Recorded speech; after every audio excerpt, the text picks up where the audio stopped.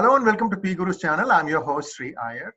Today we join Sri Rakesh Kaul. You may already have seen some of his videos. Rakesh ji is an author, he's an activist, and he is one of the more prominent Kashmiri Pandits who has taken up this cause of the Kashmiri Pandits and has been a relentless crusader for their rights. And he has been in front of just about every political party that you can think of, and I can go on and on. But before I'd like to welcome Sri Rakesh ji to our debate. Rakesh ji, welcome to PGurus channel. Namaskar, Sri Iyer ji. Today is a joyful day. I'm sure you will agree with me that today not only you, but there are 1 billion Indians who are standing up and saying, we are Kashmiri Pandits. Absolutely, I am in complete agreement with you on that. Kashmir is the cradle of a lot of the things that evolved from there, and then the rest of the Bharata Varsha adopted that. I mean, this is 100% in agreement with you. But Rakesh ji, today I just wanted to set the stage for you on a slightly different development on political side that I'm observing. This is something that I've seen on 3 different continents in 3 different countries: India in Asia, United Kingdom in Europe, and now in the United States. So in India, people have given the left-leaning parties a solid drubbing, not once but twice. So they sort of headed this thing, but the left-leaning parties don't seem to have learned their lessons. I just read recently that the Indian National Congress has opened a new branch office in Istanbul, Turkey. I don't know why they would want to do that, but there has been allegations that many of these Twitter follower counts of many of the Indian politicians are created by Turkey, so who knows. But the second thing is, in the United Kingdom, there has been a fair amount of churn ever since the Labour Party announced in its annual conference that they will rake Kashmir at the UN should they come to power. And after that, the elections came. But in between this, we at PGurus were at the forefront of highlighting all the different acts of commission and omission, especially by the British Indian MPs. The result of that you're seeing now, both 2 prominent MPs, Virendra Sharma and Keith Vaz, don't even find themselves on the ticket on the Labour side for the December 12th elections. And who knows who else is going to go. A lot of churn happening in United Kingdom. And what I would like to ask your opinion, sir, is how do you see this play out in the United States? I'm seeing the same playbook. I mean, Pramila Jayapal, Ro Khanna, Raja Krishnamurthy, these are the 3 Indian Americans who are MPs. And what is your perception about what they are trying to do vis-a-vis Kashmir? Thank you, Sri Iyer ji, and I think you have set the stage and you have also nailed it. In India, we have a proverb: he who digs a grave falls himself in it. In the congressional hearings we have had, there was a 1-2 punch that was delivered by Aarti Tikoos, followed by Sunanda Vashisht. Yes. Aarti Tikoos spoke from the viewpoint of a conscientious journalist. If there is one point that she made the simple point that Pakistan is the biggest killer of Muslims around the world. They are killing Muslims in Afghanistan. They are killing Muslims in their own land. They have killed Muslims in Bangladesh.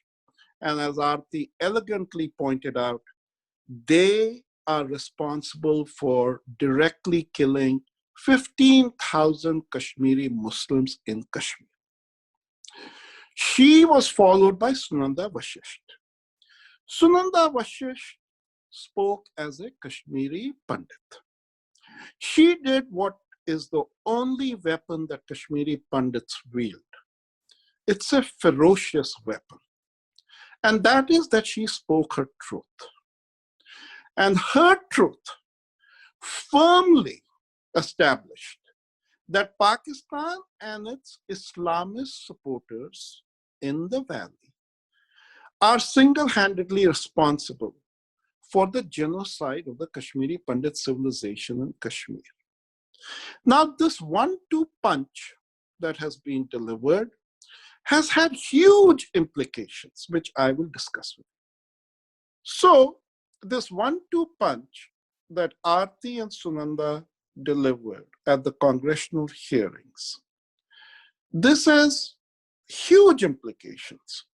A major warning for, first, the turncoat Indo-American congressman. Number two, the complicit US congressmen who provided the face of these hearings. And number three, the Pakistani government. There are some collateral implications also for the Indian government and, interestingly, the Israeli government. And we can discuss each one. Yes, yes, please continue. Please continue. So when you look at the Indo-American congressmen, you can clearly see that there has been a ferocious backlash in the 4 million strong Indian community against them. They have been seen, and there's no nice way to describe it, as turncoats. And admittedly, Congressman Raja Krishnamurthy did attend the Howdy Modi event, but in terms of public pronouncements, in terms of their tweets, in terms of their absence at these congressional hearings, I can tell you, based on what I observe at the grassroots, they will be lucky if even one of them returns back to office. So they have burnt their bridges with the Indo-American community, and my strong advice to them would be, over Thanksgiving weekend, introspect, make a U-turn of the kind that the Labour Party is making in UK, and seek forgiveness and come back home. Don't become a Bobby Jindal who. Well, very strong statement there from you, Rakeshji. And PGurus has been highlighting some of these things for the last 3-4 months now. We're one of the first ones to to point out Ilhan Omar's outbursts at India. And, she's off the rails, if you ask me. I don't want anyone to go there. And then there's not Sheila Rashid, what's the name of Rashida Tlaib, another one which is a loudmouth, open, loose cannon. Also, if you notice, Sheila Jackson Lee was present at Modi's Houston address, and she's also leading the Human Rights Commission thing, isn't it? She's also the Pakistani caucus chairman, isn't it? Yes. Now, let me tell you what will happen if they do the next hearing. See, at these hearings, they always bring representatives from these so-called neutral NGOs that are Western-based. And what will happen assuredly at the next hearing is that these congressmen and congresswomen will be told emphatically as to what is the Kashmir Yatra that these NGOs do. The very first person they go to and pay obeisance to is the leader of these separatists, Syed Jilani Sahab. Syed Jilani Sahab is expressly and publicly declared that he wants to turn Kashmir in a Shariat state. That's the gang that these people are providing support to.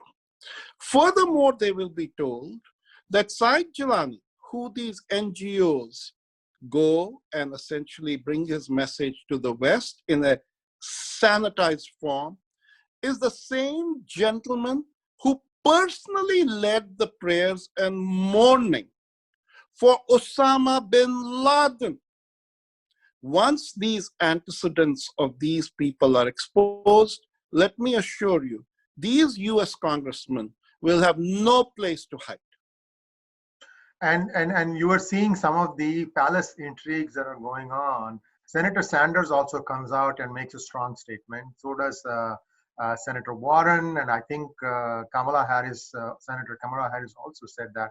Very regrettable. Ignorance is not bliss. In this case, we are going to hold your statements to account, and we are going to hold you accountable for these things.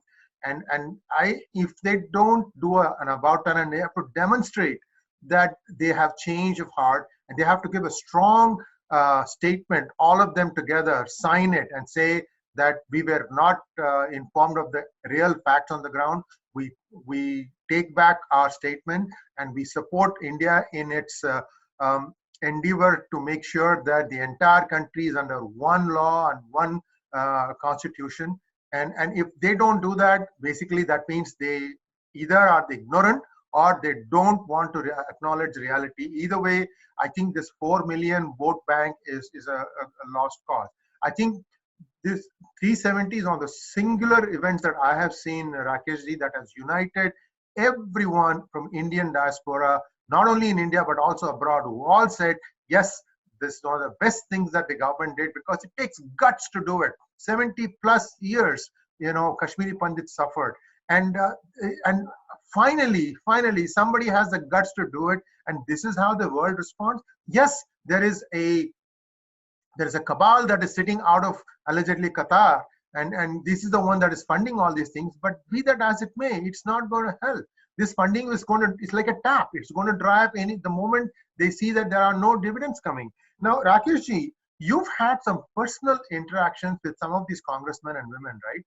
Did you talk to them in the recent past after their utterances? Yes, I have. And there's only one word to describe it. They are weak.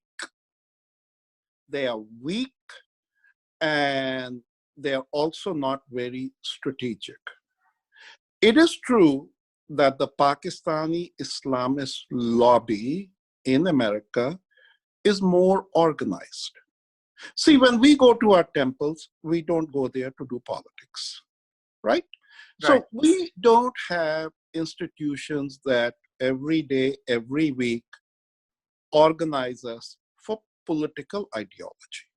We basically are citizens of America, helping make America into a great nation with our endeavors. But you know what? When the time comes, we all can turn into Yodhas too. We have far bigger purse strings than these wretched Pakistani people have. We have the facts on our side.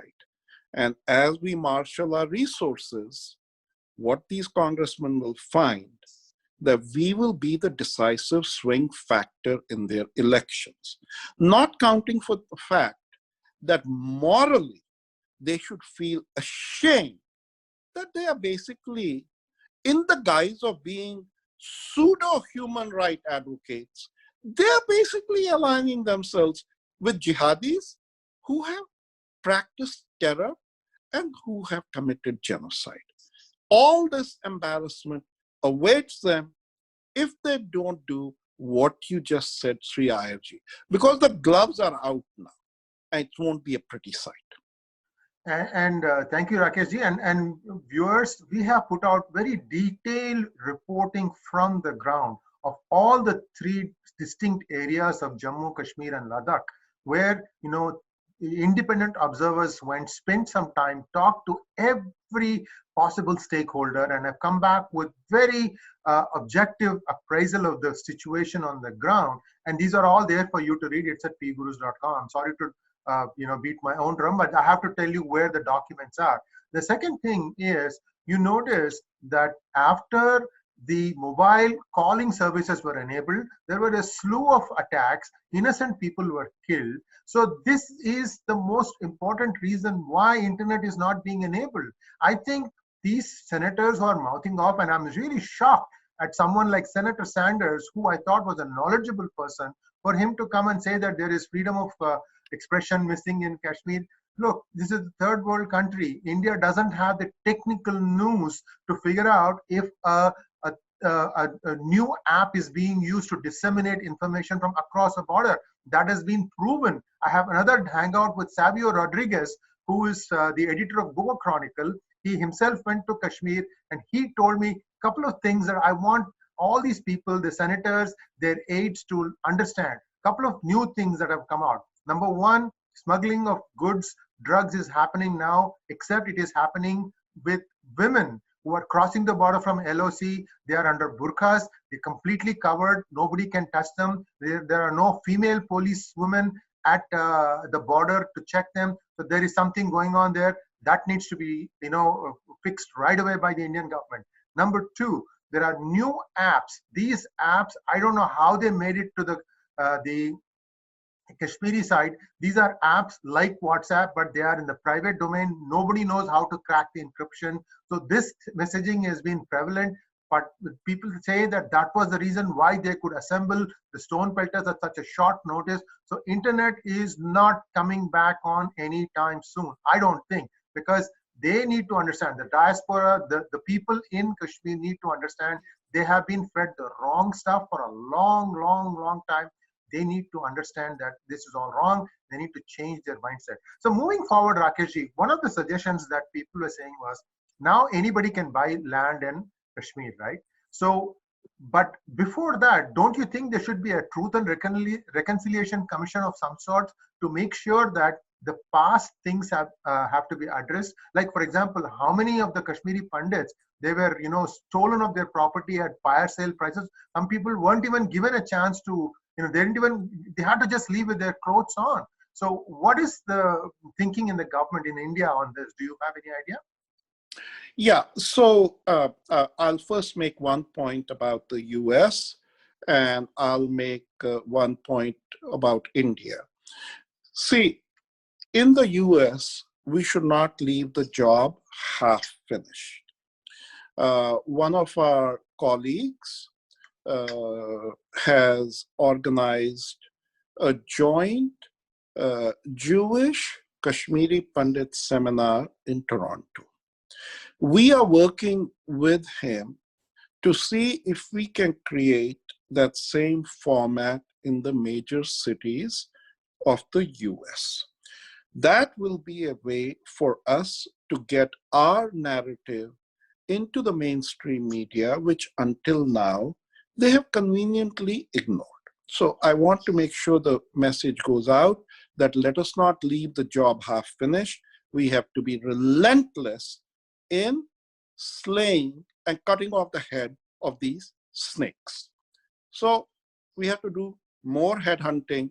The job is not finished. Now coming to India, I think this is now a slight danger zone for India.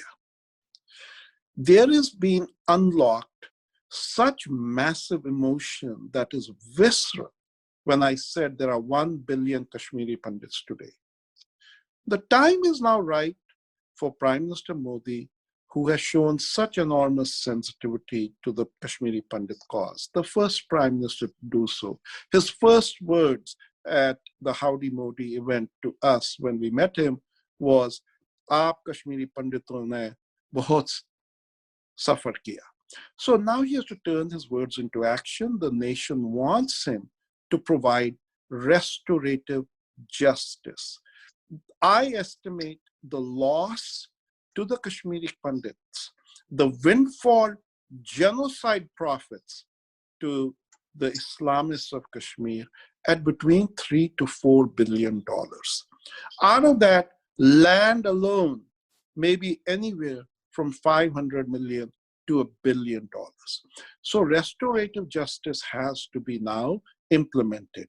Nothing would be better than, as a first step, for Honorable Home Minister Amit Shah ji to meet with the Kashmiri Pandits in Delhi and then lay out the steps so that an advisory council of Kashmiri Pandits can be set up. And nothing would be better than if Prime Minister Modi has his first official meeting with them on January 19, 2020, the day of our genocide. And that will be the big thing. And I completely agree with you, Rakesh ji. And there's also some other thoughts that are, complementing what you just mentioned, that in order to ensure the safety of the Pandits who are returning back to the valley, there has to be a way to ensure that there is no, no kind of harassment or any kind of other stuff that can be impacted on them. So one of the ideas floated was to encourage the ex-servicemen who all retired at the age of 35. A Jawan retires at the age of 35. And there are many able-bodied men. See if they can, the government can convince some of them with benefits, of course, to go and take up residence in Kashmir. Anybody can buy land now. Let them first go and, create a place where they think that the Pandits can live in peace. It has to be some sort of an enclave. This formula has been done in Israel, that how they did the Jewish settlements in West Bank. I think something like that needs to be looked at and implemented in Valley. Those are my thoughts. I don't know what you think about it. Sri Ayerji, I salute you because you have brought not only tears to my eyes, but you have made me smile. It was my late grandfather, Pandit Gopi Krishna, a very prominent Kashmiri Pandit, perhaps the first Kashmiri Pandit in the Valley, whose books and whose obituary were written extensively in the New York Times.